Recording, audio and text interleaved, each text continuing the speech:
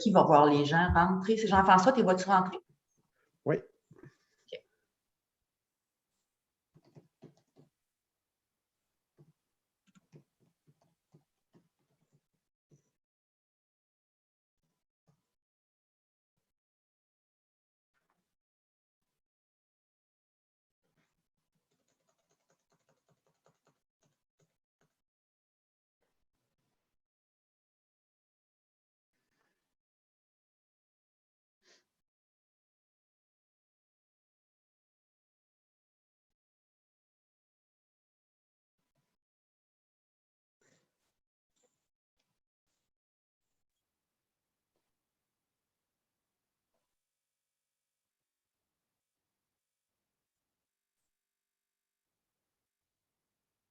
On voit que le nombre de participants continue d'augmenter. Beaucoup d'intérêt aujourd'hui pour la formation sur le télétravail en contexte de pandémie et les incidences fiscales, dans le fond, sur nos impôts. Nous sommes vraiment choyés d'avoir accès à cette formation-là qui est tellement pertinente, on en parle partout dans les journaux, qui est tellement pertinente en ce moment. On se prépare pour les impôts, tout le monde. Donc, d'abord, pour le regroupement, j'aimerais vraiment remercier Raymond Chabot de Grant Thornton pour l'initiative de nous inviter à cette présentation-là. Nous avons aujourd'hui Guylaine Dallaire, qui est associée en fiscalité chez Raymond Chabot de Grant Thornton, ainsi que Eliane Mandeville, qui est conseillère principale en fiscalité, qui vont plus que survoler, qui vont nous parler de ce sujet-là. Juste à titre d'intendance, la session sera enregistrée et sera disponible en différé sur notre site web à associationquebec.qc.ca. Et pour toutes vos questions, vous pouvez les poser au fur et à mesure de la présentation dans la section chat ou clavardage, si vous voulez. Il y aura Joanie Blanchette qui sera modératrice pour répondre à vos questions. Et il y aura aussi une section questions et réponses, donc Q&A, où vous pourrez aussi taper vos questions. Donc, sans plus tarder, Guylaine, la parole est à vous. Merci. Merci beaucoup. Alors, bonjour tout le monde. Merci d'être avec nous. On a préparé, évidemment, pour le bénéfice des membres du regroupement, la conférence, donc, sur le télétravail. Le but de ce matin, vous entendez plein de choses. Il y a énormément d'informations rattachées au télétravail. Alors, ce qu'on vous a préparé, ce qu'on vous a concocté, c'est un résumé des mesures. À la fin, vous allez avoir des liens. Donc, dans la présentation, vous allez avoir des liens. Donc, et ce matin, ce qu'on va parler, vous comprendrez que toutes les mesures qui sont annoncées pour le bureau à domicile, pour le télétravail en raison de la pandémie, ce sont ce qu'on appelle en fiscalité des allègements administratifs. Alors, ce qu'il faut comprendre de ça, c'est que la loi n'a pas été changée. La loi sur les impôts n'a pas été modifiée. Donc, c'est vraiment un assouplissement administratif et c'est ce qu'on va vous expliquer ce matin. Donc, même si on parle de bureau à domicile, que les gens sont obligés de rester travailler à la maison en raison de la pandémie, bien, en arrière de ça, il y a la fiscalité. En arrière de ça, il y a quand même les obligations des employeurs. Et on va voir un peu, on va voir du côté des employés, qu'est-ce qui est permis en plus que le normal. Évidemment, ce matin, on s'adresse aux employés qui, normalement, vont travailler au bureau, donc au bureau de l'employeur, mais vraiment, en raison de la pandémie, là, font du télétravail, soit par obligation, donc obligation d'aller travailler, d'être à la maison, ou encore fortement recommandé. Donc, dans les deux situations, ce qu'on va parler ce matin, c'est la même chose. Si l'employeur recommande fortement d'aller travailler à la maison, bien, les mêmes règles vont trouver application. Donc, ce qu'on va aussi vous présenter, c'est les règles qui ont été annoncées pour 2020, parce qu'on espérait tous, je pense, même le gouvernement, que 2021, on allait plus avoir cette problématique-là encore, que la pandémie allait s'achever. Mais bref, ce qu'on vous parle, c'est ce qui est annoncé pour 2020. Mais évidemment, compte tenu de ce qu'on vit, on est rendu en février, on est encore en confinement, bien, le Revenu Canada et Revenu Québec devraient annoncer les mesures, possiblement un prolongement de mesures similaires pour l'année 2021. Mais ce matin, ce qu'on vous donne, c'est vraiment ce qui a été annoncé par le gouvernement. Donc, l'autre chose aussi, évidemment, on est au niveau du regroupement Loisirs Québec, donc en règle générale, ce sont des OBNL. C'est certain que les gens, on a des employeurs où effectivement, ils ont des employés qui travaillent déjà à la maison en fonction de leurs emplois ou encore des travailleurs à commission. Donc, la conférence ce matin ne s'adresse pas à ces gens-là. Donc, on parle vraiment des gens qui doivent demeurer à la maison en raison du télétravail. Donc, on va parler des modes de rémunération, remboursement de dépenses versus allocation. Pourquoi ça fait une différence? On va vous donner certains exemples. On va parler du côté de l'employeur. Quelles sont les déclarations? Qu'est-ce que vous êtes obligé de produire? Et après ça, Eliane va prendre la relève pour tout ce qui touche les règles particulières pour les employés. Qu'est-ce qui est déductible? Qu'est-ce qui ne l'est pas? Et on va aller dans certaines définitions de fourniture de bureau, puis au niveau de la maison, si on est propriétaire ou locataire, qu'est-ce qui se passe? Mais avant toute chose, avant de regarder du côté de vos employés qui font du télétravail, vous, en tant qu'employeur, évidemment, vos obligations demeurent la même.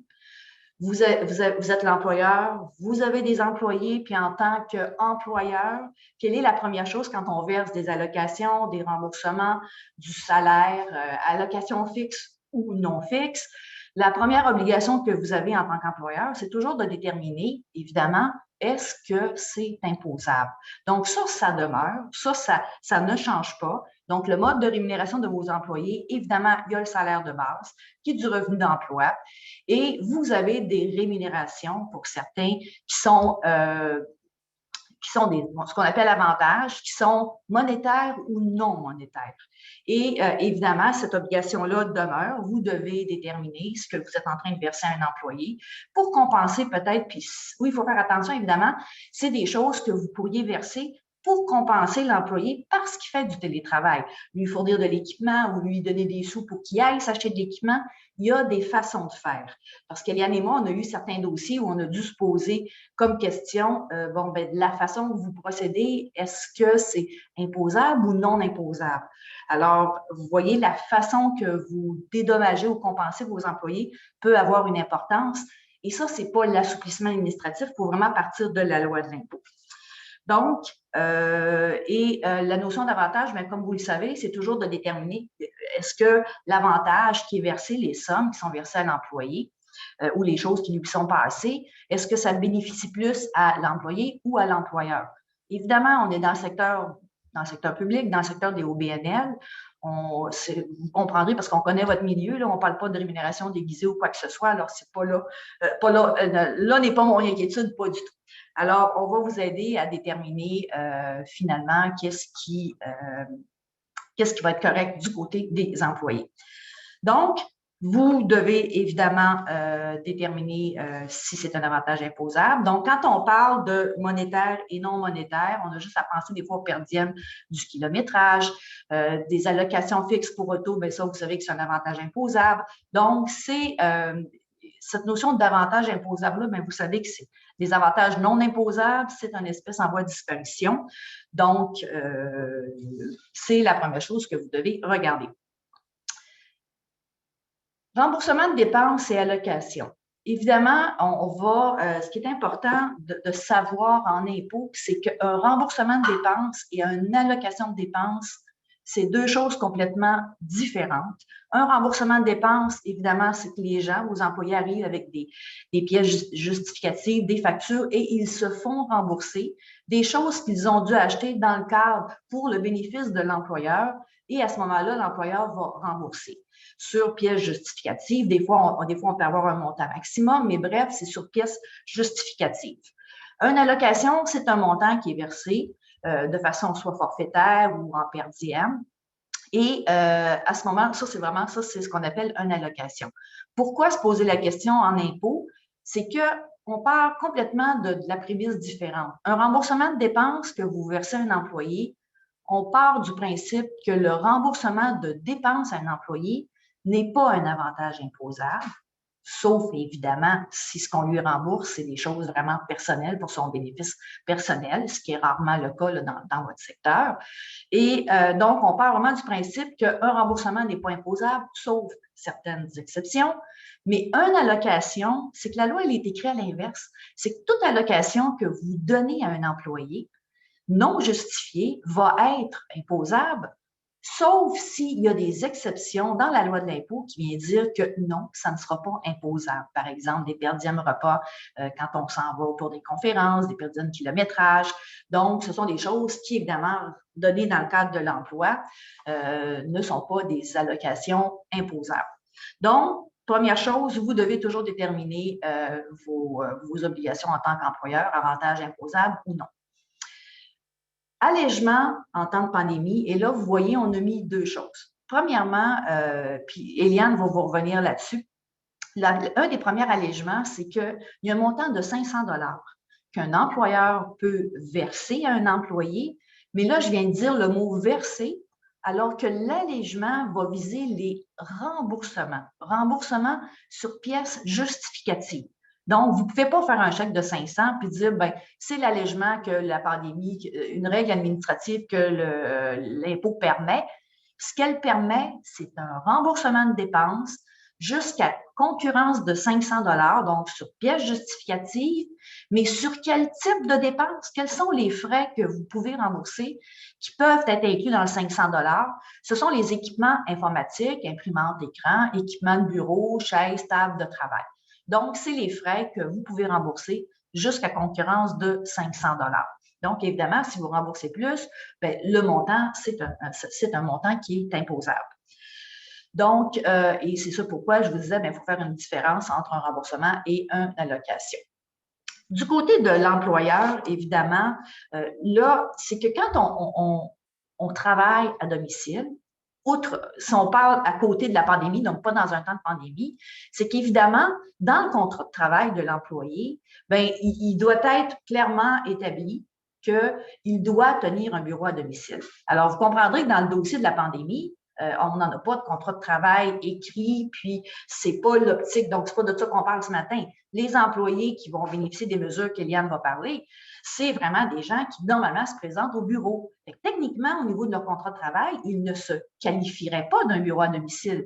Mais parce qu'on est en pandémie, parce que vous avez obligé les employés, obligé, on s'entend, là, on n'avait comme pas le choix, donc de faire du télétravail, d'avoir un bureau à la maison, bien la position de Revenu Canada et de Revenu Québec, avec raison, bien considère que oui, l'employé était tenu d'avoir un bureau à domicile. Puis, Éliane va vous parler des règles parce que, évidemment, c'est l'impôt, hein, fait qu'il y a des calculs et il y a des règles à rencontrer. Mais bref, cette condition-là, elle est rencontrée. À partir de ce moment-là, évidemment, c'est que l'employé aura le droit à certaines dépenses d'emploi. Ce sont des dépenses qui sont prévues dans la loi, qui sont déjà prévues dans la loi quand on maintient un bureau à domicile, puis on va y revenir tout à l'heure. Donc, ça va lui permettre de prendre ces dépenses d'emploi-là. Mais évidemment, vous, l'employeur, ce que vous devez faire, vous devez produire ce qu'on appelle le formulaire, le T2200 au fédéral et le TP 64.3. Éliane va revenir sur les particularités parce qu'il y a des choses qui ont été rajoutées pour vous faciliter la vie sur ces fameux formulaires-là. Qu'est-ce que ça dit, ce formulaire-là? Tout simplement, c'est que l'employeur atteste que l'employé devait utiliser un espace pour travailler à la maison. Là s'arrête votre responsabilité. Ce que l'employé va déduire dans ses déclarations d'impôt, ce n'est pas votre responsabilité. Vous n'avez aucune responsabilité à cet égard-là. Vous, en tant qu'employeur, vous complétez ces formulaires-là et les transmettez tout simplement à vos employés. Une des questions qui avait été posée à l'ARC, et Éliane et moi avons assisté à la conférence de Revenu Canada, c'était est-ce que l'employeur est obligé de fournir ces formulaires-là? Parce que vous comprenez que ces formulaires-là, ça les prend. L'employé, quand il produit sa déclaration d'impôt, il doit avoir ces formulaires-là en main. Donc, la réponse de Revenu Canada, c'est de dire non, l'employeur n'est pas obligé de fournir les formulaires. Fait que vous comprendrez qu'il y a un petit peu un disconnect, tant qu'à moi, là. Vous n'êtes pas obligé, mais ça le prend pour l'employé. Alors, bref, ce que ça veut dire, vous complétez tout simplement les formulaires. Parce que c'est vrai tout à fait de toute façon que les employés doivent travailler à la maison. Alors, vous complétez ces formulaires-là.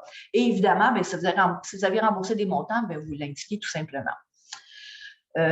Attendez, je vais juste tasser parce que je vois les visages. Donc, au niveau des particularités, attendez, l'employé doit compléter et déclarer les dépenses d'emploi, puis évidemment tenir un registre. Et comme je vous disais, l'employeur n'assume aucune responsabilité. Ces formulaires-là que vous allez compléter, que vous allez transmettre à l'employé, bien par pratique administrative, l'employé doit les conserver dans son dossier. Il n'est pas obligé de les transmettre à Revenu Canada et à Revenu Québec lors de la production de ses rapports d'impôt. Au niveau des fameuses dépenses, et là, Eliane va prendre la relève, au niveau des dépenses, donc pour l'employé, évidemment, il y a deux méthodes. Il y a une méthode que j'appellerais une méthode où on ne se casse pas la tête. C'est le fameux 2 $ par jour que le ministère a annoncé. Eliane va vous parler des conditions. Le 2 $ par jour avec le maximum de 400 $ par employé. Pas besoin d'avoir les factures. Bref, la loi, je ne vous dirais pas la loi du moindre effort, mais vous comprenez, on n'a rien, on a un 400 $ ou 2 $ par jour tout simplement. Ou on a la méthode détaillée. Et vous allez voir à la fin, on vous a fourni un site où on peut entrer dans le site de Revenu Canada et c'est le calculateur. Donc, vous allez poster vos dépenses et là, le calculateur de Revenu Canada va vous déterminer quelle est la méthode la plus avantageuse. Et sincèrement, ça vaut la peine d'aller dans le calculateur parce que le 400 $ n'est pas toujours le montant le plus avantageux. Donc, pour certains, entre autres, puis Eliane va vous en parler, si on a des cotisations professionnelles, bien évidemment, nos cotisations professionnelles reliées à notre emploi, on peut les déduire à certains paliers. Je suis toujours mêlée si c'est fédéral ou provincial, mais bref, on peut déduire. Alors, ça aussi, il faut faire attention. Donc, voilà, il y a la méthode, et la méthode détaillée, bien évidemment, ça prend les pièces justificatives. Donc, j'ai parlé de la page 11, mais c'est toi qui en parlais, je pense, hein, Eliane? Continue, je te cède la parole. Désolée, j'ai pris la cétate à Eliane. Il n'y a pas de problème. Donc, en fait, bonjour, mon nom est Eliane. Je vais vous parler des allègements pour les formulaires T2200 et TP64.3. Donc, je ne sais pas, Guylaine, si tu peux retourner à la page 11. Merci. Donc, en fait, l'ARC et Revenu Québec ont prévu des allègements relativement aux déclarations de revenus des employés pour ce qui concerne, entre autres, les dépenses de bureau à domicile. Donc, Guylaine vous en a parlé un peu. Il y a certains allègements qui concernent le TP 2200 et le TP 64.3. Donc, en fait, lorsque l'employé remplit les conditions, comme Guylaine l'expliquait, de la méthode détaillée ou la méthode à taux fixe temporaire, c'est vraiment à l'employé que revient la décision de choisir une des deux méthodes. Donc, ce n'est pas l'employeur qui doit prendre la décision, c'est vraiment au niveau de l'employé. Les déclarations, le TP 2200 et le TP 64.3, c'est différent si l'employé choisit la méthode détaillée ou la méthode à taux fixe temporaire. Donc, comme Guylaine le disait, il y a sur le site de Revenu Québec et l'ARC un calculateur qui permet aux employés de venir comparer les deux méthodes pour voir laquelle des deux méthodes qui est la plus avantageuse à leur situation. On vous a inclus à l'avant-dernière page du PowerPoint le lien vers le calculateur. J'ai vu là, que vous semblez mentionner qu'il y a certaines erreurs. Là, je ne suis pas au courant, mais j'imagine que l'ARC et Revenu Québec vont sûrement là, apporter les modifications nécessaires. Donc, lorsque l'employé choisit la méthode détaillée, qui est l'ancienne méthode qui était applicable avant la pandémie de COVID-19, l'employeur, comme Guylaine le mentionnait, doit remplir et signer les formulaires T2200 et le TP 64.3 au provincial. Avec la COVID-19, l'ARC et Revenu Québec ont prévu des formulaires simplifiés. Donc, au niveau fédéral, il s'agit du formulaire T2200S qui s'appelle « Déclaration des conditions d'emploi liées au travail à domicile en raison de la COVID-19 ». Il va pouvoir être rempli et produit seulement dans le cas où le télétravail aura lieu en raison de la COVID-19. Donc, comme Guylaine le mentionnait, ce qu'on vous parle aujourd'hui, c'est par rapport aux employés qui doivent effectuer du télétravail en raison de la COVID-19 et non les employés qui devaient déjà effectuer du télétravail avant 2020. Ces employés-là devront obtenir le T2200 comme préalablement à ce qui s'appliquait avant. Dans le cas du T2200S, les employeurs vont devoir répondre à 3 questions, soit si l'employé a travaillé à la maison à raison de la COVID-19. La deuxième question, c'est de savoir si l'employeur a remboursé à l'employé certaines de ses dépenses liées à son travail à domicile. Et si cette réponse-là est oui, si le montant remboursé a été inclus sur le feuillet T4 de l'employé, donc s'il s'est imposé sur ces montants de remboursement. Relativement à la question 2, donc de savoir si l'employé a reçu un remboursement de son employeur, dans le Q&A qu'on a suivi, Guylaine et moi, début janvier 2020, l'ARC a reçu une question à savoir si l'employeur a remboursé le coût d'une chaise ou d'un bureau. Est-ce que l'employeur doit répondre oui à la question 2 du formulaire T2200S? L'ARC a répondu non dans le cas où l'employeur remboursait une chaise ou un bureau parce qu'il s'agit de dépenses qui ne sont pas déductibles pour l'employé. Tandis que si l'employeur rembourse, par exemple, des crayons ou des cartouches d'encre à son employé, l'employeur va devoir répondre oui à cette question-là. Au Québec, il ne s'agit pas d'un nouveau formulaire qui est abrégé, il s'agit juste d'une nouvelle section qui est incluse dans le TP 64.3. Donc, c'est une nouvelle section qui permet à l'employeur de confirmer que les employés ont été tenus de faire du télétravail en raison de la COVID-19. Il y a aussi un service en ligne qui est disponible cette année pour les employeurs, donc sur le site de Revenu Québec, puis que ça facilite la production en grand nombre des formulaires TP 64.3 pour l'employeur. Donc, c'est un service pour avoir des formulaires pré-remplis. Ça remplit seulement certaines des sections du TP 64.3, mais ça peut être quand même là, avantageux pour les employeurs de faire affaire avec ce service-là.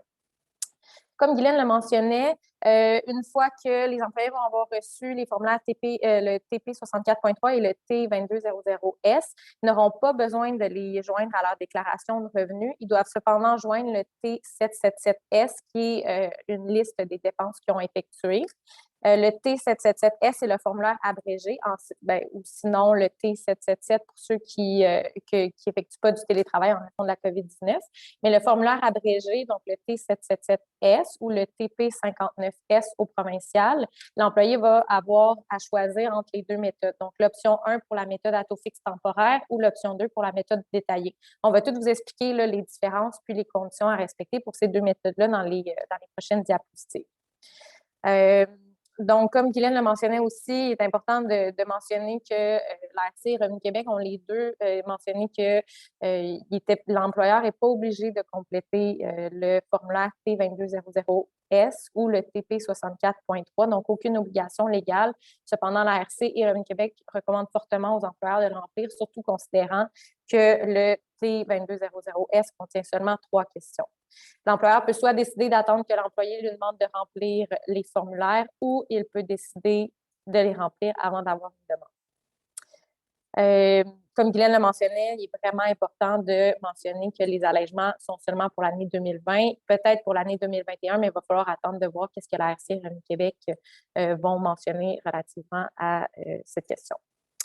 Lorsque l'employé choisit d'utiliser la méthode à taux fixe temporaire, donc comme Guylaine le mentionnait, soit le 2 $ par jour de télétravail qui peut être pris comme dépense jusqu'à une concurrence de 400 $ par employé. Il est important de mentionner que c'est 400 $ par employé et non par emploi.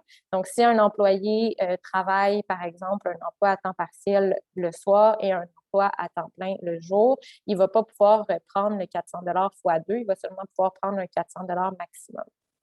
Dans le cas où l'employé choisit cette méthode, il n'aura pas besoin d'obtenir les formulaires T2200S ou le TP 64.3 de son employeur, ou il n'aura pas besoin de faire un suivi de ses dépenses puis de garder ses pièces justificatives. Une des conditions pour pouvoir avoir accès à la méthode à taux fixe temporaire, puis on va pouvoir en reparler plus tard, mais c'est que l'employé doit avoir travaillé à partir de la maison plus de 50 % du temps pendant une période d'au moins 4 semaines consécutives en 2020. Puis ça, c'est très important, ça doit être en raison de la pandémie de COVID-19. Donc, ceux qui effectuaient du télétravail avant la COVID-19, ils n'auront pas accès à cette méthode-là. Il faut vraiment, pour avoir accès à la méthode à taux fixe temporaire, il faut vraiment que l'employé doit effectuer du télétravail en raison de la pandémie de COVID-19. L'ARC s'est penchée aussi sur la question de savoir qu'est-ce qui s'appliquait pour les employés à temps partiel. Donc, si l'employé respectait la condition du plus de 50 % de sa semaine de travail qui travaillait à la maison. L'ARC a mentionné que dans le cas où l'employé effectue du télétravail à temps partiel, il va pouvoir respecter cette condition si on se base sur sa semaine habituelle de travail. Donc, l'ARC donne un exemple sur son site Internet. Dans le cas où un employé travaille à temps partiel pendant 3 jours par semaine, si pendant la période du 16 mars au 31 juillet, il travaille de la maison à cause de la pandémie de COVID-19 et qui accomplit toutes les tâches qu'il effectuait normalement au bureau de son employeur, l'ARC est venu mentionner que pour cet employé-là, il est considéré comme avoir travaillé de la maison plus de 50 du temps pendant une période d'au moins 4 semaines consécutives en 2020 à cause de la pandémie de COVID-19. Ici, c'est une période de 20 semaines consécutives, soit du 16 mars au 31 juillet 2020. Il peut donc prendre la méthode à taux fixe temporaire, soit le 2 de déduction par jour de télétravail, jusqu'à concurrence de 400 on vous inclut à la diapositive 12 des questions qui ont été... Oui. Guylaine, un petit point, 2 petites secondes. Bon, je reviens. Voilà. Donc, ça va pas bien, mon affaire. OK. Donc, juste une question que Revenu Canada a obtenue, c'est au niveau des administrateurs. Donc, on vient de vous parler de la méthode du 2 par jour, 400 maximum. Et la question qui était posée à Revenu Canada est la suivante, et ça touche beaucoup de vos gens. On dit, est-ce qu'un administrateur d'une société qui travaille environ 2 heures par semaine de la maison serait admissible à la méthode à taux fixe temporaire? Donc, administrateur, on pense aux gens qui sont sur votre conseil d'administration. Souvent, ils sont bénévoles, mais il y en a qui ont des jetons de présence, donc une rémunération. Et la réponse de Revenu Canada est de dire, bon, il s'agit d'une question de fait, pas surprenant qu'ils nous répondent ça, mais donc, il devrait être analysé. Mais ce qu'ils viennent dire, écoutez, ils doivent rencontrer ces conditions-là. Et si c'est en raison du télétravail, bref, la pandémie, tout ce que Eliane vient de vous mentionner, bien, il pourrait être admissible à la méthode à taux fixe. Alors, je te recède la parole, ma chère. Donc, merci. Je ne répondrai pas à toutes les questions qui ont été posées, mais j'en vois arriver. Puis il y a quelqu'un qui a demandé, là, dans le cas où un employé reçoit là, des fournitures de bureau, par exemple, crayons, etc., de son employeur, l'employeur le paye, puis il l'expédie directement à son employé par la poste. Est-ce qu'on va devoir répondre oui à la question 2?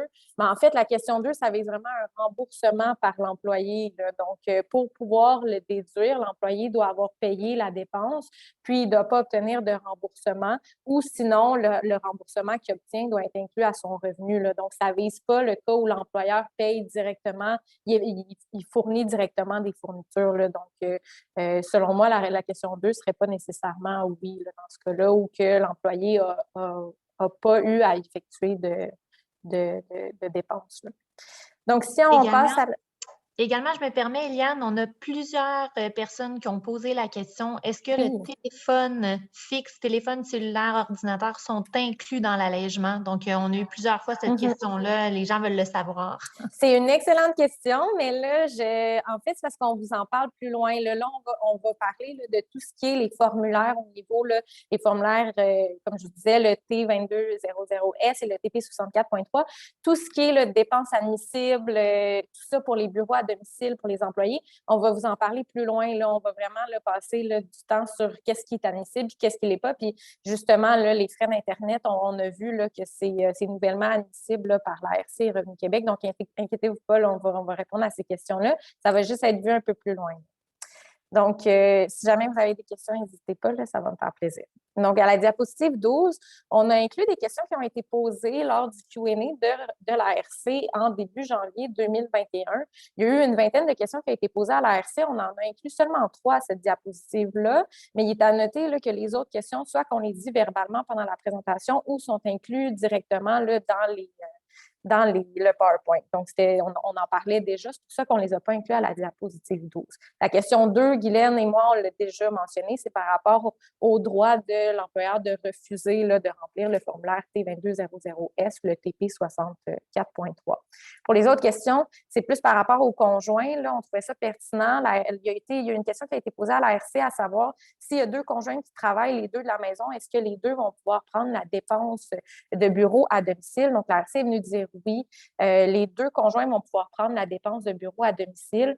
Comme on va le voir plus loin, là, la dépense de bureau à domicile, c'est en fonction de certains prorata. Donc, on va devoir, selon des formules là, établies, on va devoir établir quelle proportion de la maison va être utilisée par chaque conjoint qui va ensuite donner là, la déduction qui est permise pour chaque conjoint. L'autre question, c'est par rapport à savoir là, si les noms des deux conjoints doivent être inclus sur les factures pour pouvoir prendre la dépense. Donc, par exemple, deux conjoints résident à la même adresse, seulement le nom d'un des deux conjoints apparaît sur la facture d'Hydro-Québec. Est-ce que l'autre conjoint va aussi pouvoir prendre la moitié de la dépense si effectivement il paye la moitié de la dépense? Donc, l'ARC vient nous dire le nom des deux conjoints n'a pas besoin d'apparaître sur les deux factures. Cependant, s'il y a une vérification ultérieure, la personne qui a pris la moitié de la dépense ou peu importe le montant de la dépense va devoir prouver effectivement qu'il a payé ce montant-là. Donc, peut-être par des registres bancaires ou des accords entre les conjoints. En fait, ça sera s'il y a vérification. Ensuite, à la diapositive 13, on vous parle du formulaire T4, donc l'état de la rémunération payée. Il y a une particularité avec l'année d'imposition 2020. L'ARC est venue mentionner que l'employeur va devoir utiliser certains codes pour déclarer le revenu d'emploi et les paiements rétroactifs qui sont versés à des employés pendant l'année. Donc, au bas du feuillet T4, dans la section « Autres renseignements », il y a certains codes qui vont devoir être utilisés. Donc, par exemple, on vous les a mis là, mais par exemple, le code 57 va devoir être utilisé pour le revenu d'emploi du 15 mars au 9 mai. Puis, la même chose pour le code 58 pour la période du 10 mai au 4 juillet, 59 et 60 pour ces périodes-là qu'on vous a mis. En fait, c'est relativement simple. La raison pourquoi l'ARC veut que les employeurs mettent ces codes-là, c'est pour être sûr que l'employé n'a pas pris la PCU en même temps qu'il a reçu un revenu d'emploi. Cette exigence-là s'applique à tous les employeurs qu'il ait ou non réclamé la subvention salariale d'urgence ou une autre subvention salariale. Je vais laisser la parole à Guylaine pour la déductibilité des dépenses.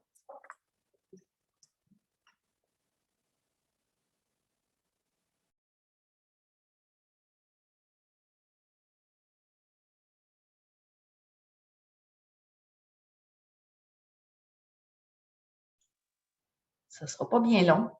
On me voit-tu? Oui? Bon, OK, parfait.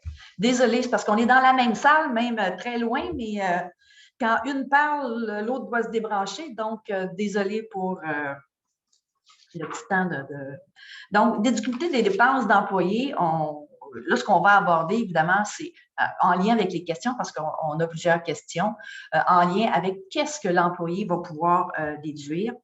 Et évidemment, là, la notion au niveau du salarié, la déduction, comme je vous disais au tout début, la loi de l'impôt permet de déduire des dépenses quand on a un bureau à domicile, que ce soit vraiment en vertu d'un contrat de travail ou comme la pandémie. Donc, la déductibilité va évidemment être l'exception. On ne peut pas tout déduire. On aimerait bien, mais ce n'est pas le cas. Donc, et pour pouvoir la déduire, bien, il faut qu'elle soit permise par la loi de l'impôt sur le revenu. Donc, comme on vous disait, bon, là, on s'adresse aux gens qui travaillent à domicile en raison de la pandémie, mais le prochain tableau, vous allez voir, excusez, j'ai oublié de changer mon acétate. Donc, ça, c'était celle-là pour les employés salariés. Donc, on déduit, c'est l'exception. Et la particularité, évidemment, au niveau des employés à commission et travailleurs autonomes, bien, ça demeure les mêmes règles. Et ce qu'on vous a mis ici, regardez, c'est tout simplement pour vous dire, depuis le début, je vous mentionne que, écoutez, c'est la loi de l'impôt qui s'applique. Au niveau pandémie, il y a juste des assouplissements administratifs qui vont permettre à des employés qui, normalement, n'ont pas de bureau à domicile, de pouvoir déduire et certaines choses que l'employeur verse ou rembourse à l'employé qui ne seront pas imposables. Donc, c'est ce qu'a fait les règles d'allègement. Mais si on revient à ce tableau-là, pourquoi vous le présentez? Vous allez voir, vous allez dire, oui, mais c'est la même affaire, première colonne ou deuxième colonne. C'est juste pour vous mentionner, bien, écoutez, quand on a un bureau à domicile, même en raison de la pandémie, si j'ai un bureau à domicile et c'est accepté par Revenu Canada, Revenu Québec, bien, voici les dépenses à lesquelles j'ai droit. Donc, vous constatez qu'un employé qui, c'est ses conditions normales versus un employé bureau à domicile, mais situation pandémie, bien, vous voyez, on a les mêmes dépenses. Donc, on en a un peu plus d'allègement du côté des employés qui sont en situation de pandémie.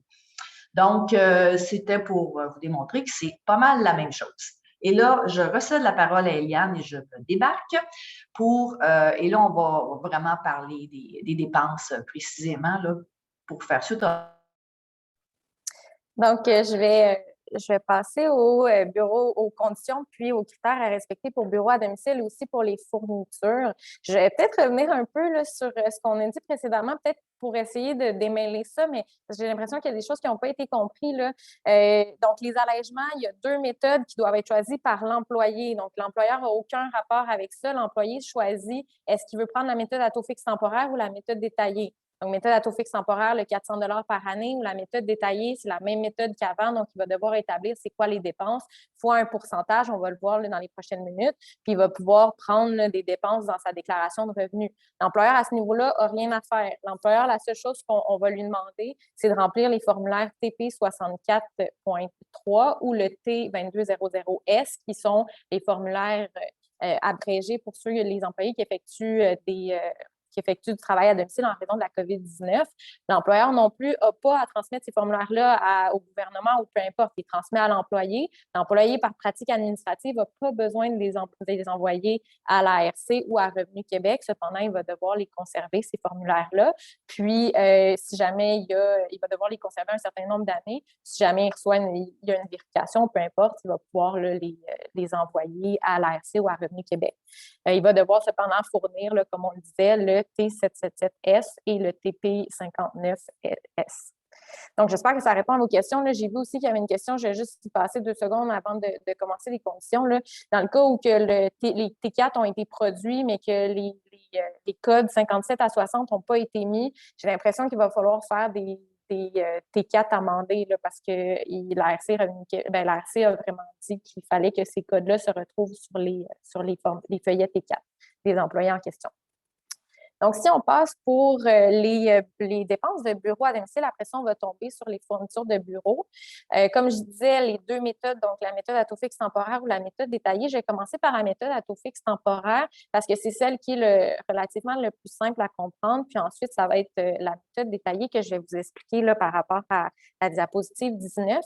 Donc, la méthode à taux fixe temporaire, comme je vous disais, c'est l'employé qui doit faire le choix. Donc, ça s'applique juste pour l'employé. On va quand même vous dire c'est quoi les conditions, puis ce que ça vise. Donc, pour pouvoir prendre la méthode à taux fixe temporaire, l'employé doit rencontrer 3 conditions. Comme je vous disais plus tôt quand on parlait des formulaires, l'employé doit avoir travaillé à partir de son domicile plus de 50 du temps pendant une période d'au moins 4 semaines consécutives en 2020. Et ce, très important, ça doit être en raison de la pandémie de COVID-19. La deuxième condition, puis Guylaine l'a un peu mentionné, là, les employés ne doivent déduire aucune autre dépense d'emploi que les frais de bureau à domicile. C'est vraiment important. La RC Revenu Québec mentionne sur leur site Internet, ils donnent un exemple. Ils disent, par exemple, les frais relatifs à l'usage d'un véhicule à moteur. Il y a beaucoup d'employés qui déduisent certaines autres dépenses d'emploi, par exemple des cotisations syndicales, des cotisations professionnelles dans le cas où c'est eux qui les payent et l'employeur ne le rembourse pas. Dans le cas où ces autres dépenses d'emploi-là sont supérieures à 400 $, ça peut être plus avantageux pour l'employé de prendre la méthode détaillée, donc de ne pas prendre la méthode à taux fixe temporaire qui leur donne le 400 $. Et dans ce cas-là, l'employeur va devoir fournir là, les formulaires comme on parlait plus tôt. La troisième condition, c'est que les employés ne doivent pas avoir reçu le remboursement total de leurs dépenses de bureau à domicile. Dans le cas où l'employé remplit ces 3 conditions-là, il décide de prendre la méthode à taux fixe temporaire. L'employé va pouvoir demander une déduction de 2 $ par jour de télétravail pour un montant maximum de 400 $ par année. Il n'y aura pas besoin de faire un suivi de ces dépenses ni à conserver le reçu des dépenses ou de conserver les formulaires là, T2200S ou le TP 64.3, pardon, avec lui parce qu'il n'y aura pas besoin de l'avoir. Il y a aussi une question qui a été posée à l'ARC. Si jamais l'employé travaille seulement une demi-journée de la maison, est-ce qu'il va pouvoir réclamer le 2 $ au complet pour cette journée de télétravail? Donc, l'ARC est venue dire oui. Ça vise aussi là, les demi-journées faites par un employé. Encore une fois, il est vraiment important de mentionner que cette méthode-là s'applique seulement pour l'année 2020, puis uniquement lorsque les employés sont tenus d'effectuer du télétravail en raison de la COVID-19. Si maintenant on passe à la méthode détaillée, donc c'est la même méthode qu'avant, il y a certaines particularités relativement à l'année 2020, donc pour la COVID-19. On va vous passer les conditions, puis les dépenses qui sont admissibles versus non admissibles. Donc, pour pouvoir prendre des dépenses de bureau à domicile, l'employé doit remplir 3 grands critères. Pour le premier critère, c'est que le bureau doit soit être l'endroit où l'employé accomplit principalement les fonctions de son emploi, donc soit plus de 50 et plus du temps, ou que le bureau doit servir exclusivement à gagner un revenu d'emploi et à rencontrer des clients ou d'autres personnes sur une base régulière et continue dans le cours normal des fonctions liées à son emploi. Pour ce qui est du premier critère, c'est le critère qui va, selon nous, s'appliquer le plus en temps de pandémie parce que les employés vont être tenus souvent d'effectuer du télétravail principalement pour les fonctions de leur emploi. Habituellement, l'ARC précisait qu'on devait on devait se baser sur l'année civile pour voir si le critère était respecté. Donc, on prenait le nombre d'heures dans l'année civile et on devait regarder si 50 ou plus du temps était effectué par l'employé à domicile. Pour l'année 2020, il y a eu certaines particularités qui ont été données par l'ARC et par Revenu Québec. Donc, l'ARC et Revenu Québec sont venus dire que ce critère-là était respecté si l'employé a travaillé à partir de la maison plus de 50 du temps pendant une période d'au moins 4 semaines consécutives au cours de l'année et en raison de la COVID-19. Donc là, on parle d'une période d'au moins 4 semaines consécutives si ce critère-là est respecté et les autres critères qu'on va voir dans les prochaines minutes, bien là, ils vont pouvoir prendre des dépenses de bureau à domicile selon la méthode détaillée. Revenu Québec et l'ARC ils ont émis le même allègement par rapport à cette condition-là. Il est aussi important de mentionner que les dépenses qui vont pouvoir être prises, c'est seulement relativement à la période où l'employé faisait du télétravail. Ce n'est pas parce que l'employé remplit les conditions qu'il va pouvoir le prendre pour toute l'année. Si, on va le voir plus tard par des exemples, mais si l'employé travaille juste pendant 10 semaines, il va pouvoir prendre ses dépenses selon un prorata pour 10 semaines pendant l'année. Il ne va pas pouvoir prendre les dépenses qu'il a engagées pendant toute l'année. Il est aussi important de noter que le montant qui va être déductible à titre de dépenses liées au bureau à domicile, ça ne peut pas être supérieur au revenu d'emploi gagné par l'employé. Donc, on ne peut pas se créer une perte d'emploi par les dépenses de bureau à domicile. Tout montant qui va être excédentaire au revenu d'emploi va pouvoir être reporté ultérieurement aux années d'imposition futures, mais va pouvoir être seulement déduit contre ce même revenu d'emploi. La deuxième condition, c'est par rapport à l'entente. Donc, afin que les dépenses de bureau à domicile soient déductibles, l'employé doit être requis par son contrat d'emploi de les payer. Donc là, Guylaine le mentionnait tantôt, le contrat d'emploi n'a pas besoin d'être écrit et ça ne doit pas nécessairement être une condition implicite de l'emploi. Donc, ça peut être prévu soit par un courriel ou ça peut être un accord verbal entre l'employeur et l'employé, même que l'ARC est venu dire que si l'employé choisit volontairement d'effectuer du télétravail avec l'accord de l'employé, il va remplir cette condition-là. Aussi, dans le cas où l'employeur, comme Guylaine le mentionnait, recommande fortement à ses employés de faire du télétravail, mais ne les oblige pas, l'ARC est venu dire que les employés sont considérés comme tenus d'effectuer du télétravail par son contrat d'emploi. Pour l'année 2020 aussi, il y a peut-être une petite particularité. L'ARC, dans un webinaire donné en septembre 2020, est venu dire que pour cette année, l'ARC considérait que cette condition-là était respectée dans le cas où l'employeur émettait une directive écrite à ses employés, donc par exemple un courriel général à l'effet que le télétravail est obligatoire. Donc, je ne sais pas, dans les gros employeurs ont souvent émis un courriel comme quoi que les employés étaient tenus d'effectuer du télétravail par rapport à cause de la pandémie. Bien là, dans ce cas-là, on rencontrerait ce critère-là.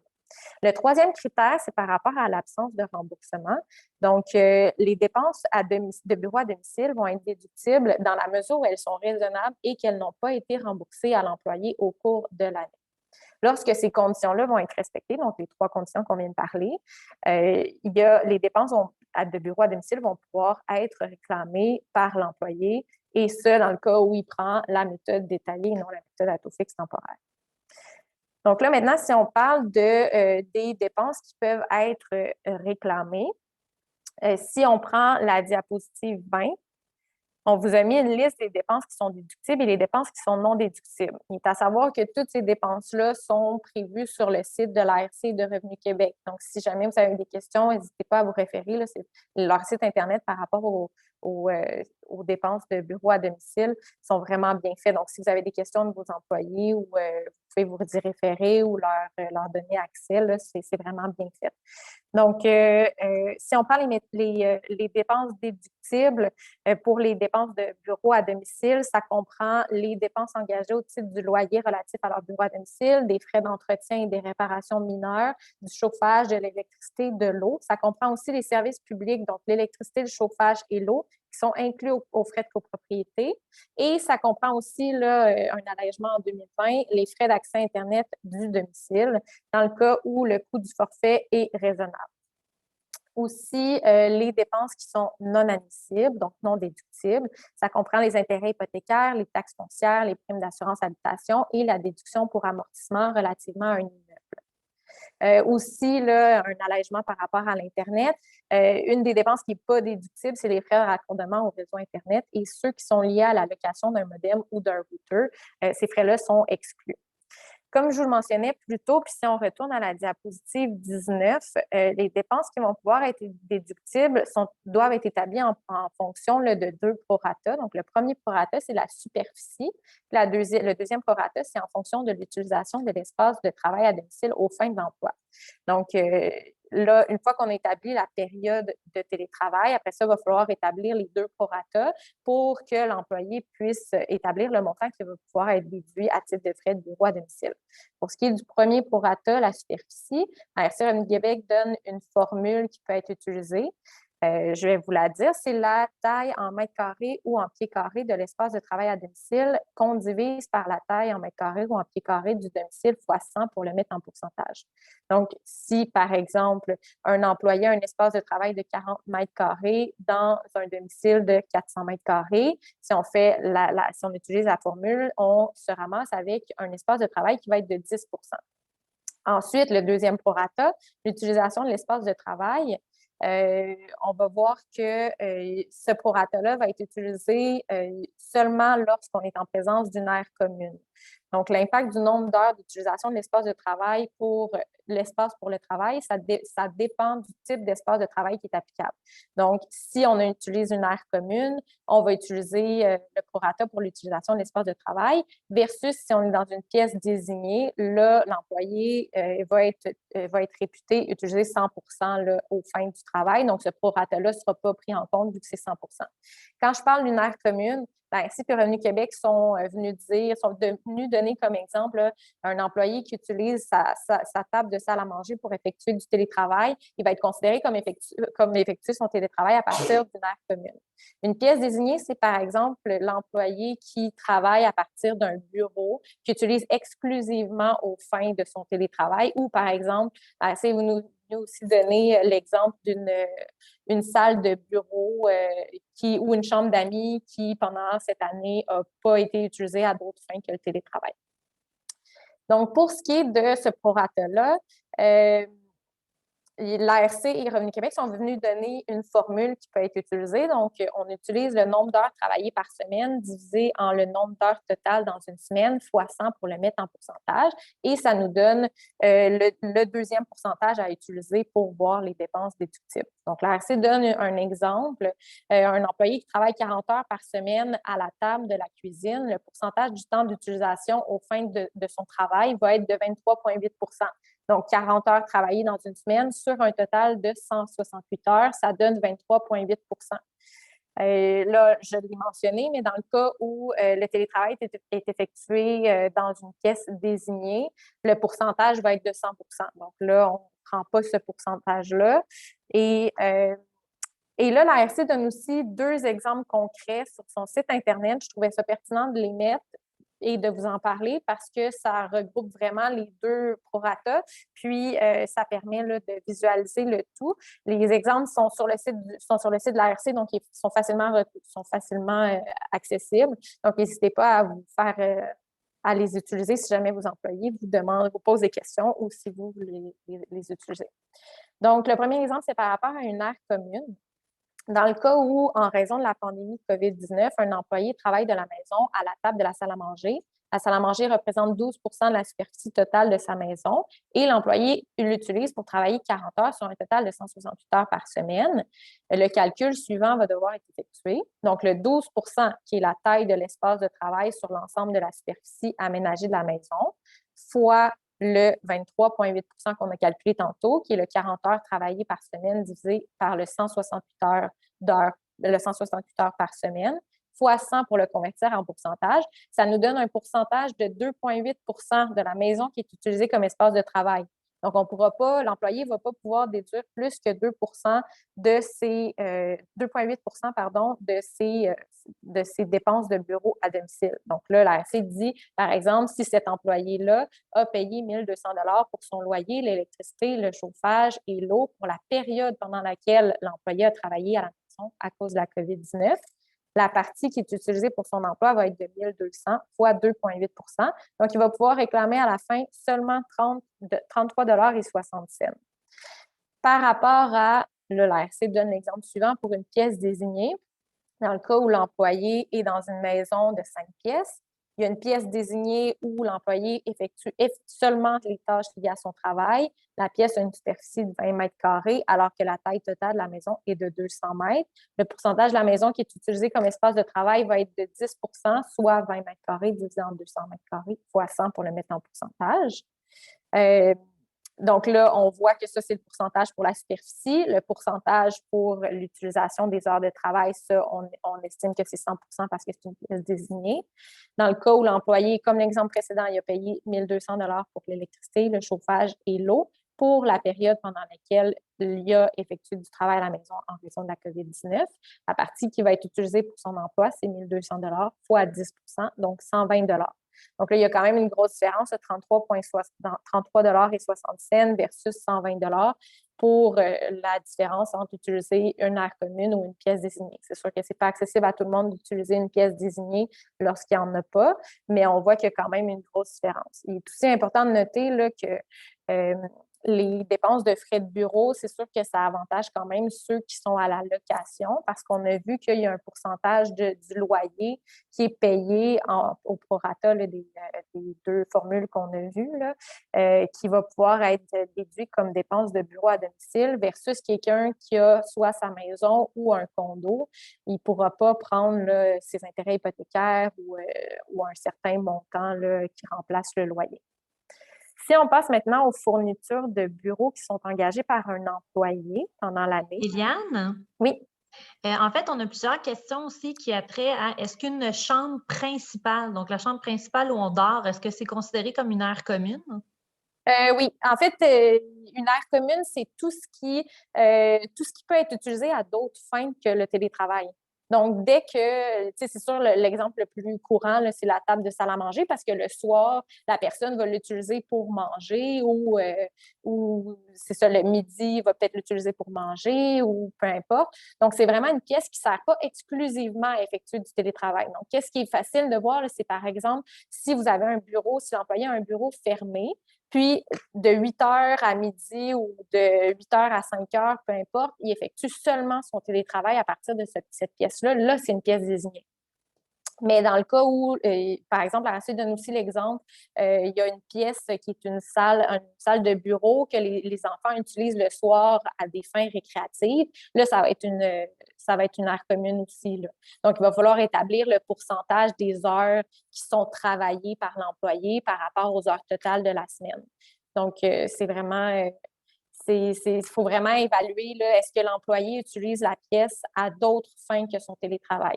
Là, cette semaine, il y a quelqu'un qui m'a posé la question, là, je ne sais pas si vous avez accès à l'Association canadienne de la paye, mais eux sont venus dire qu'il y avait une présomption comme quoi que les employés qui effectuent du télétravail en raison de la COVID-19 sont présumés travailler d'une aire commune.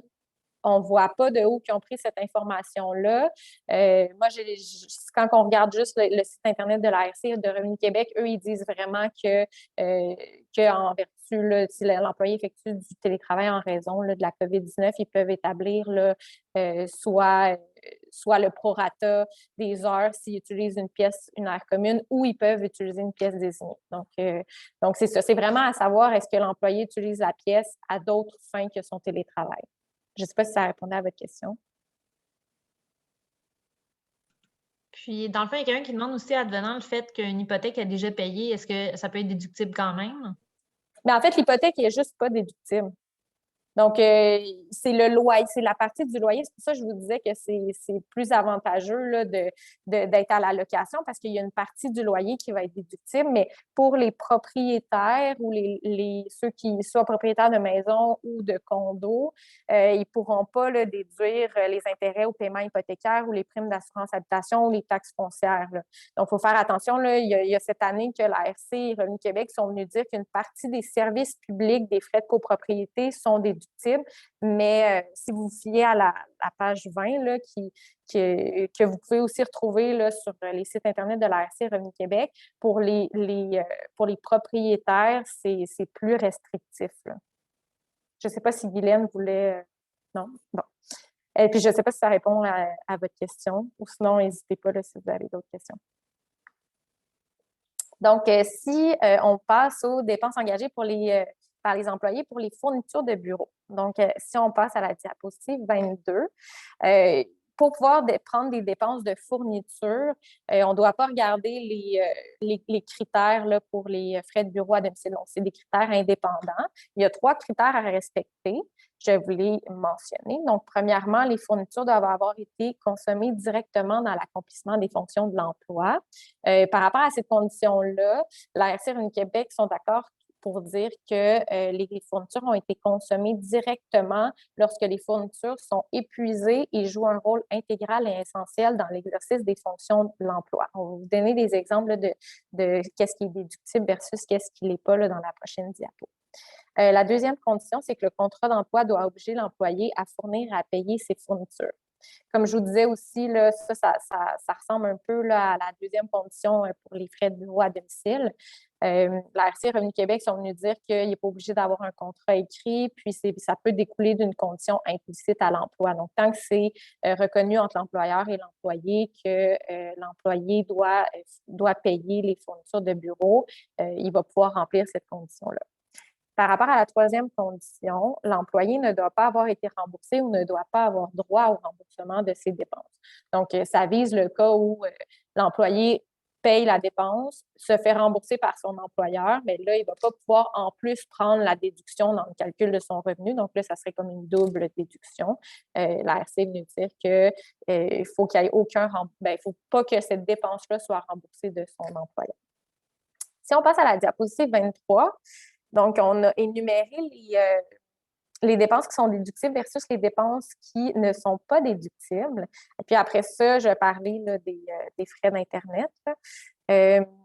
Donc, les dépenses qui sont déductibles, on voit là, tout ce qui est papeterie, crayon, agrafe, timbre, encre en poudre, carnet de notes, enveloppe, notes autocollantes, il y a trombone, tout ce qui est, comme je disais, là, consommé directement dans le cadre de son emploi. Pour ce qui est des frais d'appel cellulaire ou le forfait de base de service cellulaire, ça, c'est un allègement qui a été... en fait, ils en ont reparlé là, dans le cas des employés qui effectuent du télétravail en raison de la COVID-19. Pour ce qui est des frais d'appel cellulaire, ils vont pouvoir être déductibles dans le cas où qui peuvent être raisonnablement considérés comme des appels qui sont faits pour gagner un revenu d'emploi. Donc, c'est vraiment important, là, ce n'est pas tous les frais d'appel qui vont pouvoir être déductibles, c'est seulement ceux qui sont considérés comme faits pour gagner un revenu d'emploi. Donc, par exemple, un appel interurbain qui est fait dans les fonctions de son emploi, mais là, il va pouvoir prendre cette déduction-là. Pour ce qui est du montant de forfait de base de service cellulaire, l'ARC et Revenu Québec sont venus dire qu'il y a une partie du montant de forfait de base de service cellulaire qui peut être déduit par un employé, mais dans le cas où il y a 3 conditions qui sont remplies. Donc, premièrement, le coût du forfait doit être raisonnable. Deuxièmement, la consommation de données ou de minutes cellulaires utilisées directement pour l'exécution des tâches liées au travail doit être justifiée.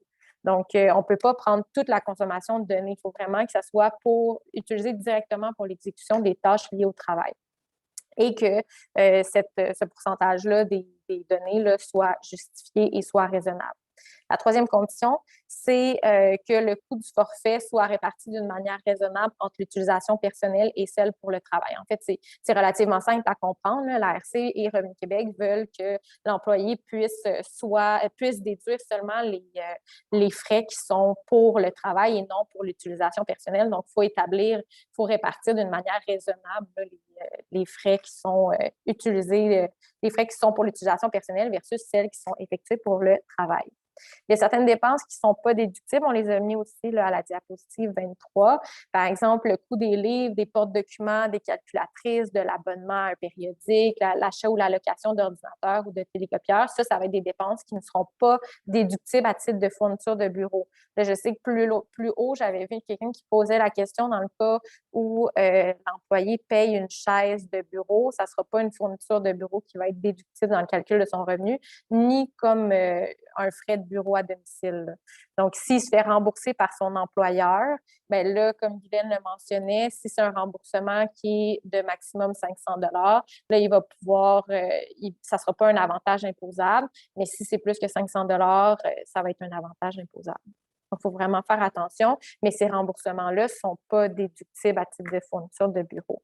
Si jamais vos employés ont des questions, ou peu importe, ils viennent vous demander est-ce que tel frais c'est déductible ou pas, ou telle fourniture, comme je vous disais, les sites de l'ARC et de Revenu Québec sont vraiment complets. Ils vous disent pour un employé, pour un travailleur autonome, pour un employé à commission, puis c'est très visuel, là, puis ça contient plein d'informations. Donc, je vais laisser la parole à Guylaine.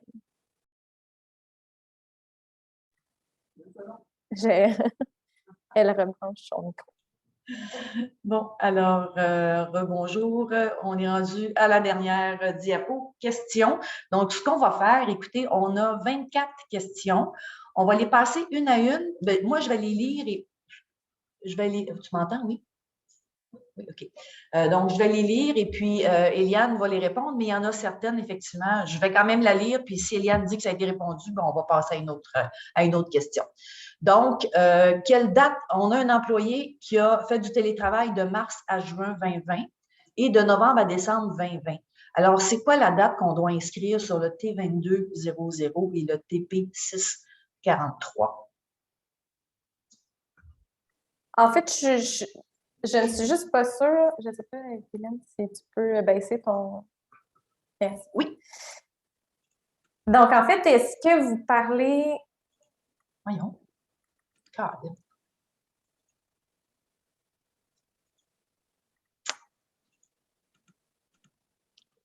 Juste, OK, parfait. Donc, c'est ça. Je ne sais pas si la question faisait référence à la période d'emploi sur le T2200 ou parce que sur le T2200S, il n'y a pas de période d'emploi à écrire, tandis que sur le T2200, il l'avait. OK. Ben là, nous, on parlait des allègements pour le T2200S, mais pour le T2200, je vais juste le trouver. Donc, selon Guylaine, on pourrait écrire là, les deux périodes. Puis pour le T59, le TP 64.3, ça serait essentiellement là, la même chose. Donc, les périodes d'emploi au cours de l'année, moi, je mettrais ça. Mais là, il est à noter là, que le T2200, ce n'est pas nécessairement pour les employés qui ont effectué du télétravail en raison de la COVID-19. Là. Donc, faire attention, là, cette question-là ne se retrouve pas dans le T2200S.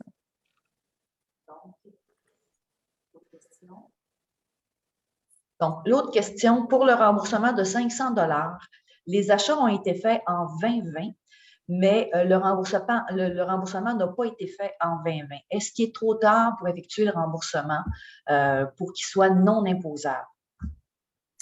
C'est une bonne question. C'est une bonne question. Je vais me permettre de répondre. Eliane est un peu plus jeune.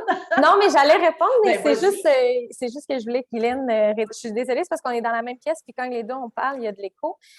Donc, en fait, c'est ça, cette question-là a été posée là, pendant le Q&A de l'ARC qui a eu lieu en janvier là, 2021.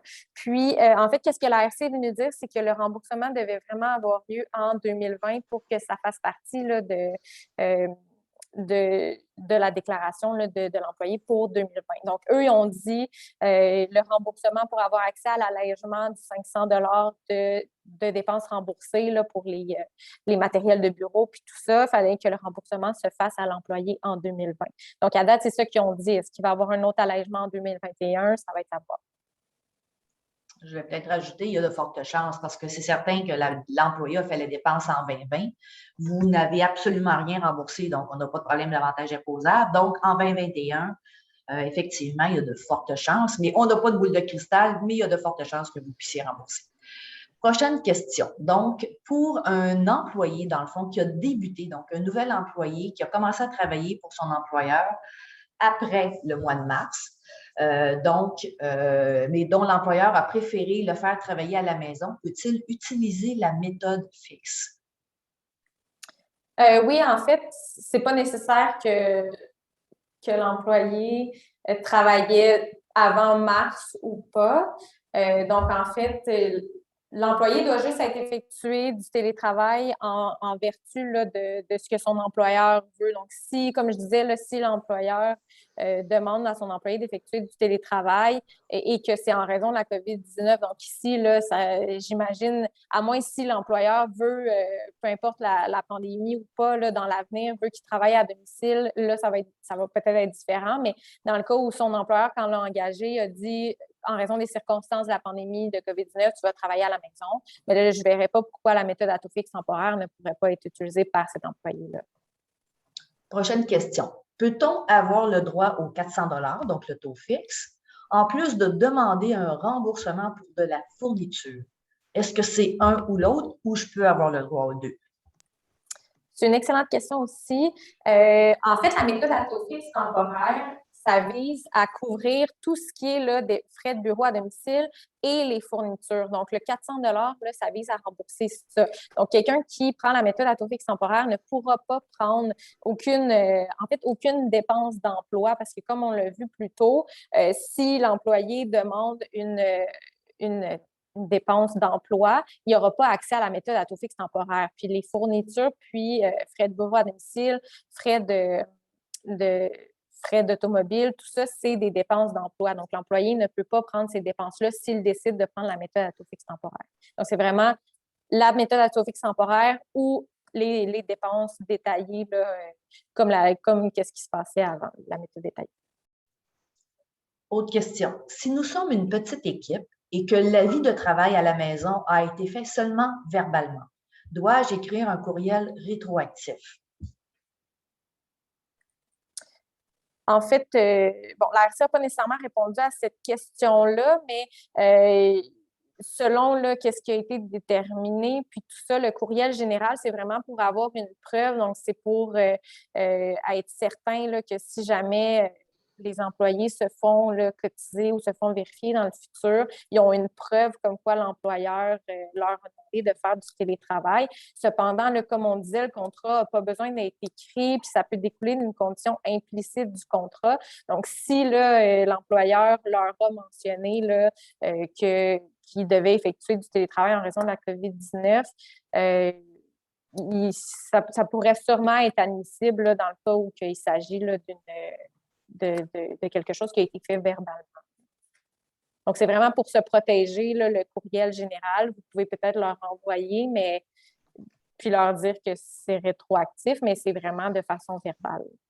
Ça pourrait fonctionner aussi. Parce qu'en réalité, effectivement, la convention, une convention, c'est verbal ou écrit, c'est la même chose. C'est toujours une question de preuve, tout simplement. Alors, moi, je ne m'inquiéterais pas outre mesure, mais effectivement, vous pourriez écrire pour mettre au dossier, tout simplement, et l'aviser comme tel. Autre question. Les formulaires de prorata sont à quel endroit? Donc, elles sont dans le site de l'ARC. Et à la fin de la présentation, on vous a donné les liens où vous pourrez aller voir ces formules-là. Autre question, si un employé a déménagé durant l'année d'un loyer vers une propriété, comment cela se passe-t-il?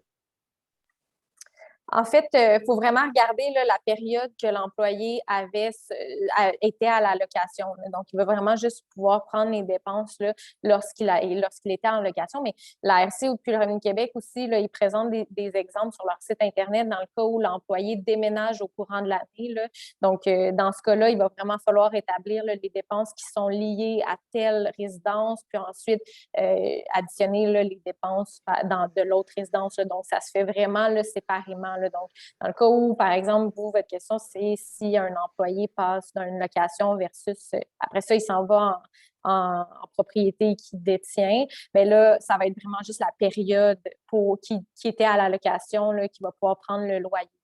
Là, les autres dépenses, c'est peu importe s'il est à la location ou il est propriétaire. Là. Par exemple, le chauffage puis tout ça c'est pas par rapport à la location. C'est vraiment les frais de loyer relatifs à l'espace de télétravail que là, ça vient différer si la personne est à la location ou elle est propriétaire de sa résidence ou de son condo.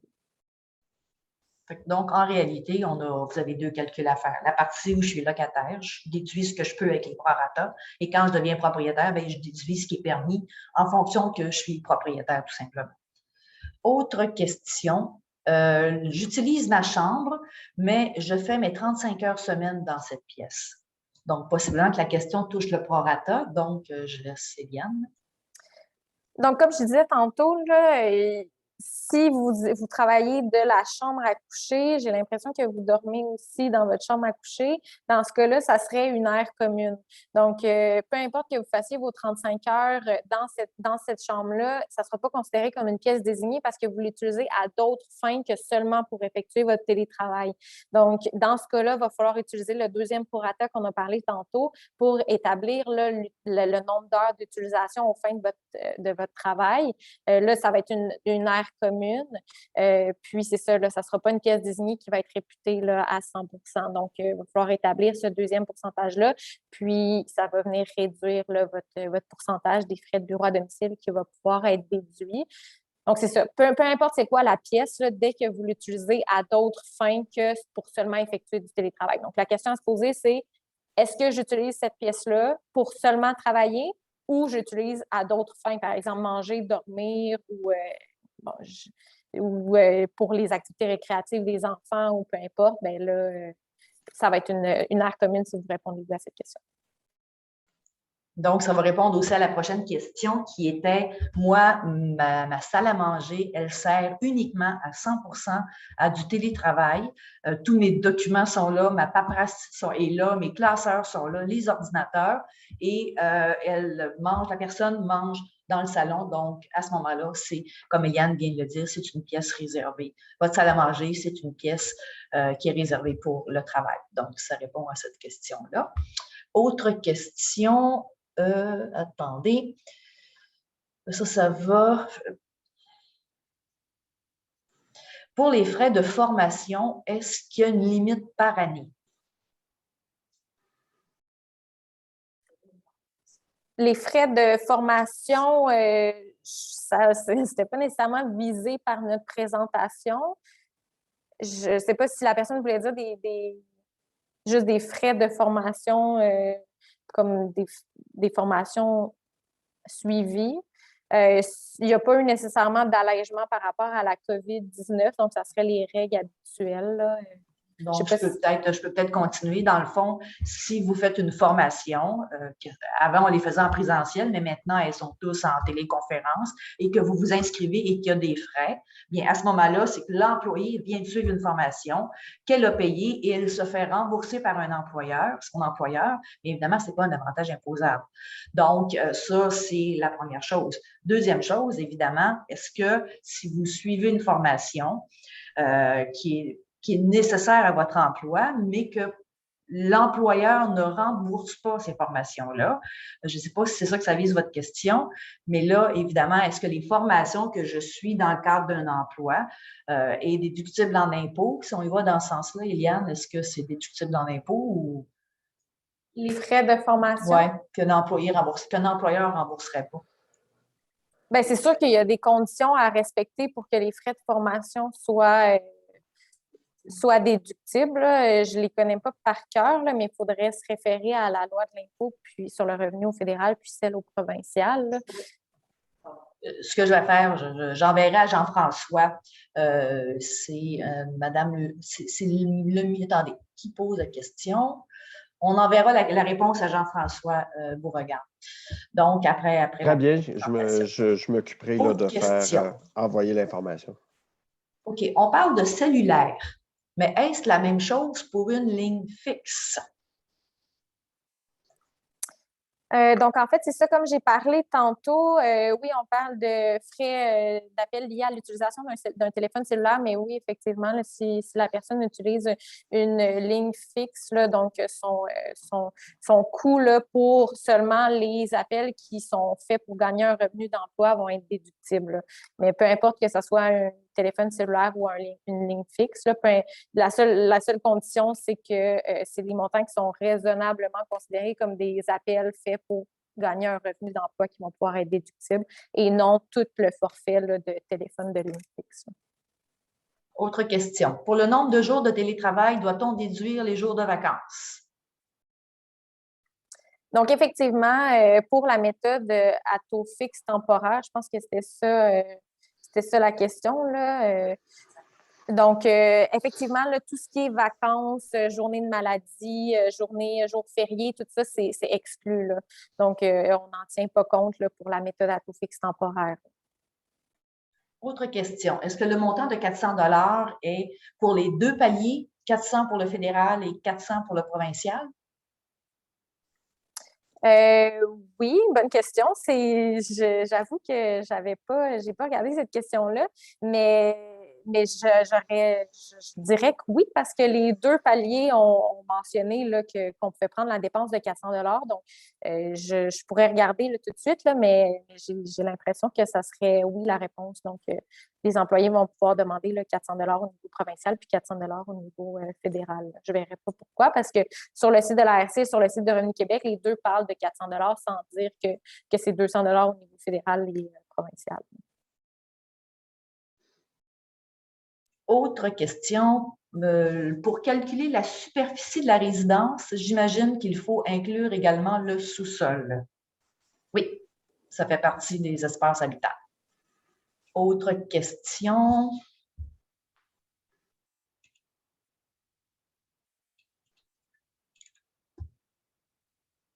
Là, on parle de superficie. On avait donné des exemples, donc je passe par-dessus.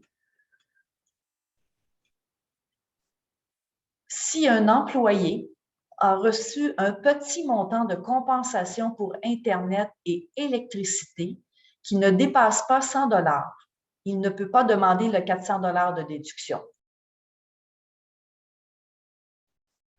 Bonne question. Dans le cas où il reçoit une allocation, ben là, c'est ça, il faut faire attention. Je ne sais pas si Guylaine veut répondre. On n'a peut-être pas toutes les réponses aux questions. Ce sont de bonnes questions, mais non, je n'ai pas la réponse non plus. Donc, c'était en réalité, c'est parce que moi, c'est sûr, ce qui me chicote, c'est quand je rembourse un petit montant pour l'électricité, c'est une allocation. Donc, ce n'est pas un remboursement de dépenses.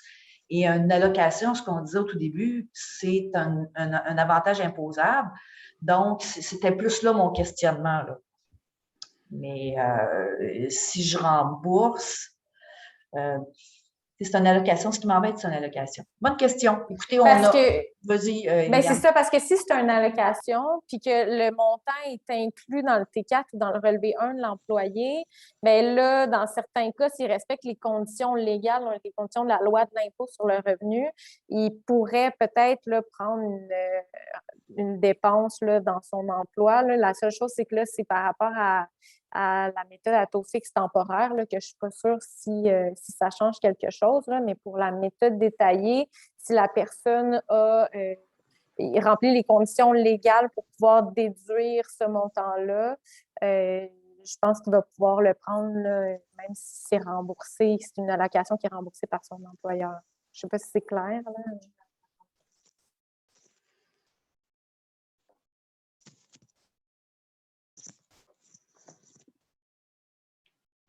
Guylaine, ton micro ne fonctionne pas. Bon, voilà. Donc, autre question.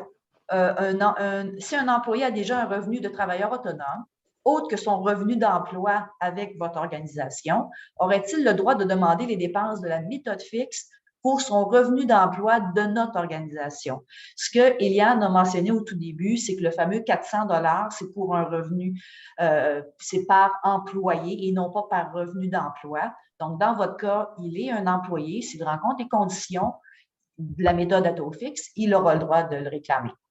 Je veux juste mentionner, je l'ai vu là, dans le chat, là, puis je pense qu'on l'a dit quand même à plusieurs reprises, mais c'est un maximum de 400 $, c'est 2 $ par jour de télétravail. Donc, effectivement, là, ça se peut que l'employé ne remplisse pas le 400, ne touche pas aux 400 $ maximum. Là. Donc, si, par exemple, il a effectué juste 100 jours de télétravail, mais il va juste pouvoir avoir 100 $, 200 $. Donc, c'est pas automatiquement 400 $ qu'il va recevoir de l'ARC ou de Revenu Québec. Là. Donc, c'est 2 $ par jour de télétravail jusqu'à un maximum de 400 $.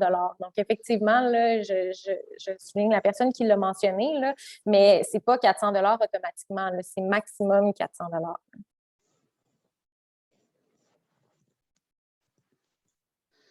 Autre question.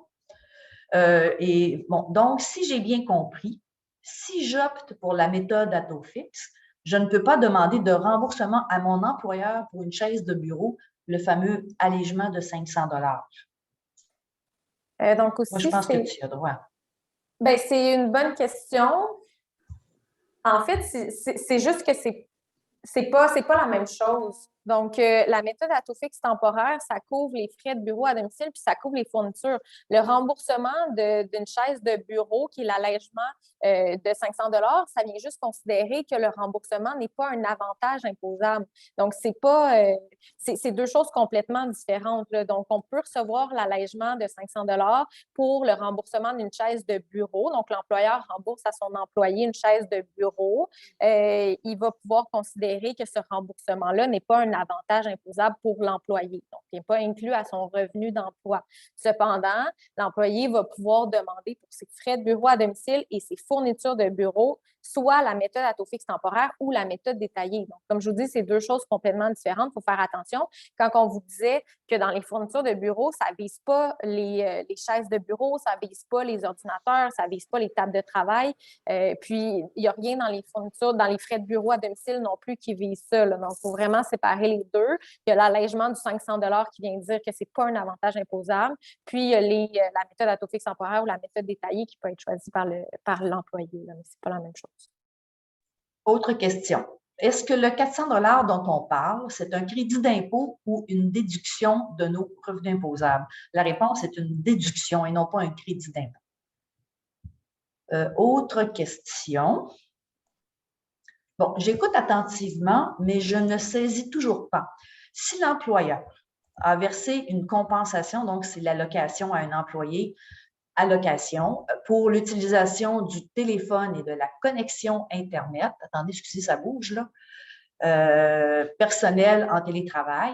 Est-ce que c'est oui pour la question 2 au fédéral et 20 au provincial? Là, je ne sais pas question 2 et 20 de quoi on parle, mais est-ce qu'il faut inclure ces montants sur le R1 et T4?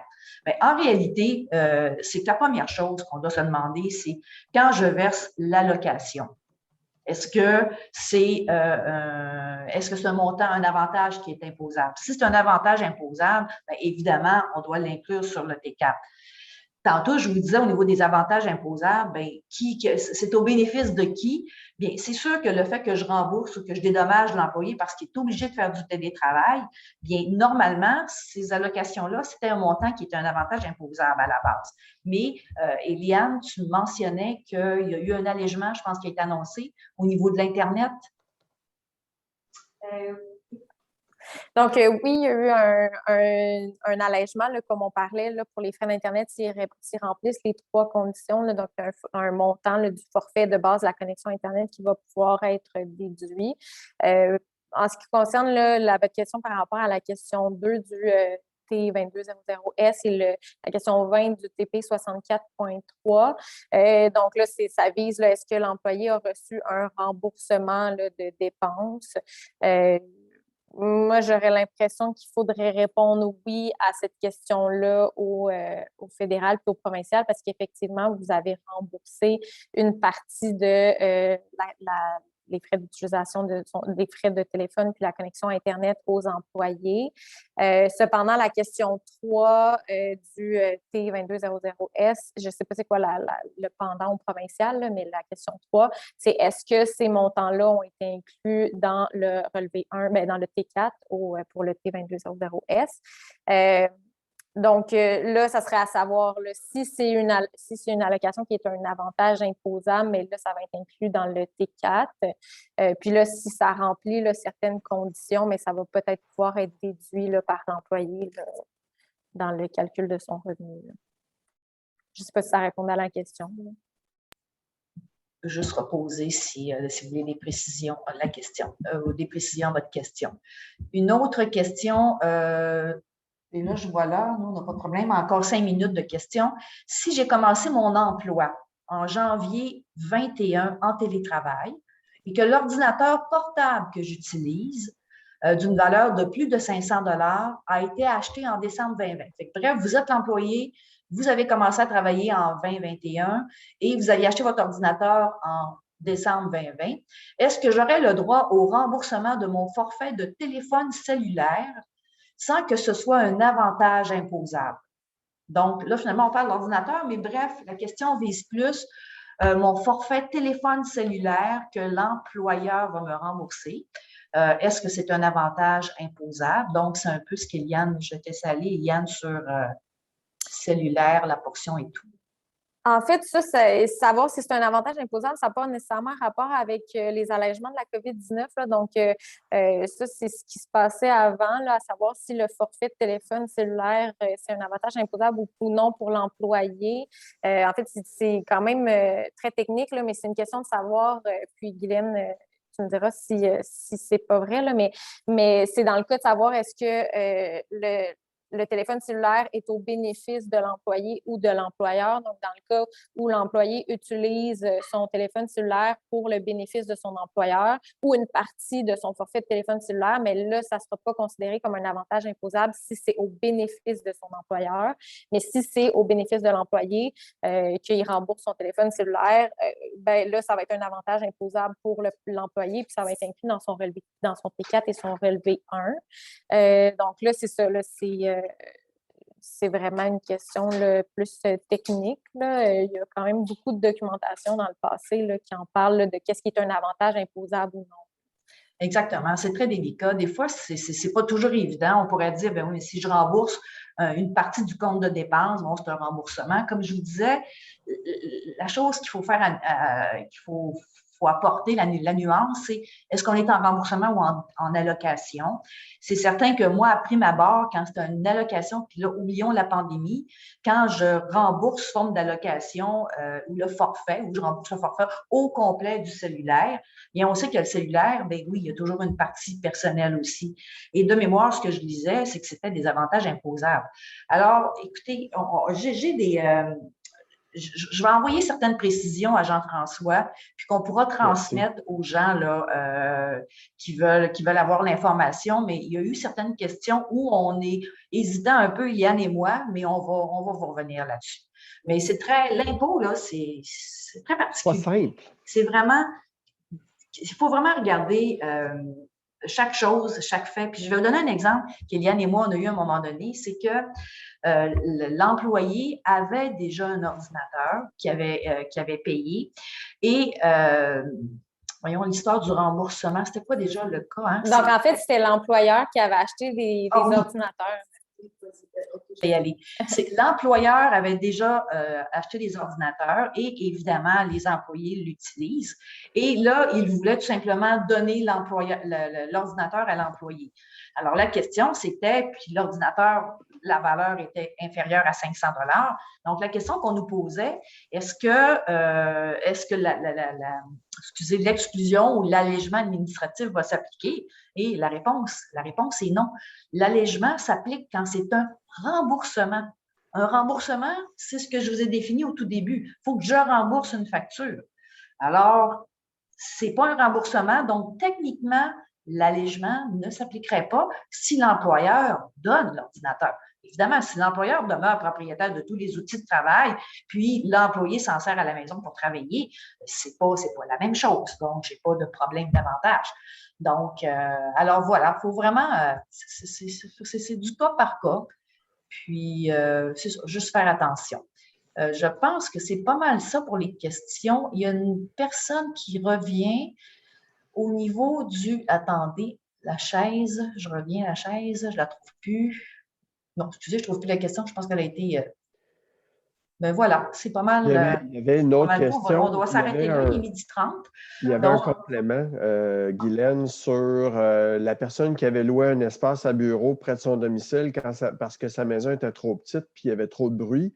Alors, s'il y avait eu des frais de garderie pour une courte période lorsque son conjoint n'était pas à la maison. C'était ça la question tout à l'heure. Mais je suis juste pas sûre c'est quoi le lien avec des frais de garderie. Parce que là, les frais de garderie, c'est pas nécessairement ça rentre pas dans les frais de bureau à domicile. Donc là, ce serait plus frais de garderie, je pense que c'est le relevé 24. Là, donc là, ça, c'est des conditions particulières. Là. Dans le cas où j'essaie de répondre de voir un peu où sa question serait, là, mais dans le cas où la personne loue un bureau à domicile, un espace de bureau près de son domicile, bien là, à savoir s'il va pouvoir prendre, ça ne sera pas nécessairement son domicile. Donc là, j'imagine qu'il ne rentrerait pas dans les frais de dépenses de bureau à domicile. Est-ce que là, il va pouvoir déduire l'allocation de son espace de bureau, mais si c'est dans les si c'est des dépenses d'emploi, mais là, il va falloir voir s'il rentre dans une des conditions là, des dépenses d'emploi qui se trouvent à l'article 8.1 au fédéral. Il faut voir le penchant au provincial, là, mais si ce n'est pas dans son domicile, j'ai l'impression qu'il ne pourra pas prendre les dépenses pour frais de bureau à domicile. Là. Et ça ne rentre pas dans les fonctions de bureau. Là. Donc, peut-être juste une parenthèse, parce que j'ai un document ici qui a été préparé par Raymond Chabot, mais à une toute autre fin. C'est un guide à l'interne pour qu'est-ce qui est avantage imposable ou non. Puis, c'est certain, je veux juste rajouter un élément au niveau des frais de garde d'enfants, à savoir est-ce que c'est un avantage imposable ou non quand c'est payé en partie par l'employeur. Je vais vous donner, pas les exclusions, mais ce qu'on vient dire ici, c'est est-ce que c'est un avantage imposable? Non au fédéral, mais à certaines conditions. Et là, je n'ai pas imprimé tout le document, c'est un document de 100 pages qui a été préparé par Raymond Chabot. Donc, à certaines conditions, on pourrait avoir des remboursements de frais de garde qui ne seraient pas imposables, mais au Québec, c'est toujours oui. Alors, la réponse que je vous donne, c'est uniquement à savoir avantage imposable ou non. Merci. Merci vraiment pour ce travail-là de synthèse. Désolée, j'ai de la misère avec mon mute. Donc, Jean-François, nous, on s'arrêterait là. Il est 12h30. Est-ce que ça va? Bien, merci. C'est sûr que des questions, on peut en avoir autant qu'il y a de gens. Est-ce que vous entendez mon micro maintenant? OK, c'est beau, je t'entends. Oui. Donc, comme je dis, il y a peut-être autant de questions qu'il y a de gens, puis peut-être plus et plus. À un certain moment, on était près de 300. Il y a quand même 180 personnes qui sont restées après la classe, ce qui est quand même extraordinaire sur 1 heure de midi. Alors, merci pour le travail de synthèse. Puis, Nancy de Autosport Québec nous a bien résumé ça. Je lis son commentaire. Merci pour la présentation. Un domaine très vaste, complexe, en mouvance avec la situation actuelle. Vous avez fait un beau travail de synthèse. Alors, merci Eliane, merci Guylaine, merci pour la participation de Raymond Chabot Grant Thornton, un partenaire en fiscalité exceptionnel pour le regroupement. Merci encore. Et l'information, la vidéo sera disponible sur notre site web d'ici vendredi dans la section formation en différé. Alors, encore une fois, merci et bon dîner. Merci à tout le monde. Merci. Merci tout le monde. Au revoir.